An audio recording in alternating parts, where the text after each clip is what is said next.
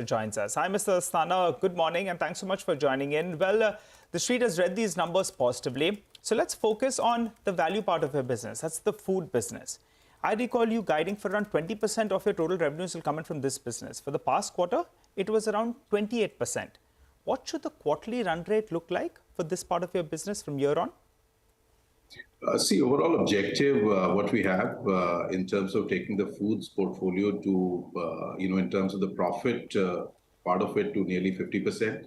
And revenue-wise, we'd like to take it closer to 25 and eventually to 50, but that's a long-term plan. Very clearly, we expect that this quarter momentum that we had, and of course, this was aided by Diwali and, a huge bump up in demand. We should be able to sustain that, but not exactly to the levels that what you've seen in the last quarter. There should be some tapering, but eventually we want to get back to the pretty much similar numbers. Okay. In the oil business, can you tell us what was the volume growth, what was the price decline, and any kind of update on what the margins could be in the second half of the year? Oil, we had two distinct sort of events which occurred, which was unprecedented, nearly 20 years, it hasn't happened. That, we had this sudden sort of banning of exports out of Indonesia. The war continues in East Europe. And this whole sort of banning of, zero COVID policy of China, which impacted the demand side and which also impacted sudden changes which occurred. Now that took the prices, they went up in the first quarter by a huge margin of nearly 25%. They dropped anywhere between 38 to 25% in the second quarter, which has had an impact on our margins as well. But volume growth was very healthy. We did about, nearly 500,000 tons of business. To be precise, it was 4.55 lakh tons what we did in the last quarter. The volume growth is very good. The margins contracted, and clearly we had two sets of numbers which impacted us. One was the book losses in the books, and second was the mark to market that we take at the end of the quarter. But that there's a substantial recovery now we have in the marketplace. So in fact, what we lost out on the inventory valuation, we've gained more than that. So this quarter and the next quarter should be pretty good for the oil business. Right, Sanjeev, in terms of, just to stick with the oil business, in the edible oils business, what's the market share at now? Have you grown year to date so far? We have grown marginally. So clearly what, we had at the beginning of the year, we had 8%. We should be closer to 8.5 now. Our objective is that we want to go towards the double digit, and our growth in volumes is very healthy. Our distribution continues to expand. We're launching products, new variations. So we're pretty confident of growth in the oils business. Mr. Asthana, besides the operational performance, the street will be waiting by for the promoters as well to bring down their stake, right? I think it's around 80%. And I think you have a couple of months left to bring it down. Yeah, that work is going on. We are still 19% is, with the market. We need to maintain a public, company. We need to dilute another 6%.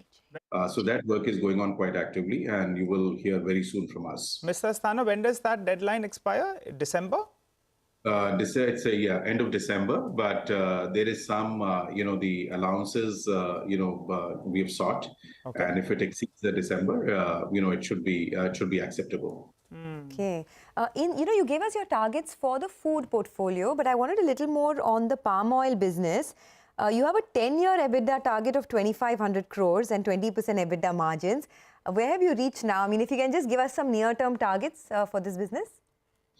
So oil palm business is pretty much a back-ended sort of a business that we have. So it's a long, so we have already 60,000 hectares, which is already planted.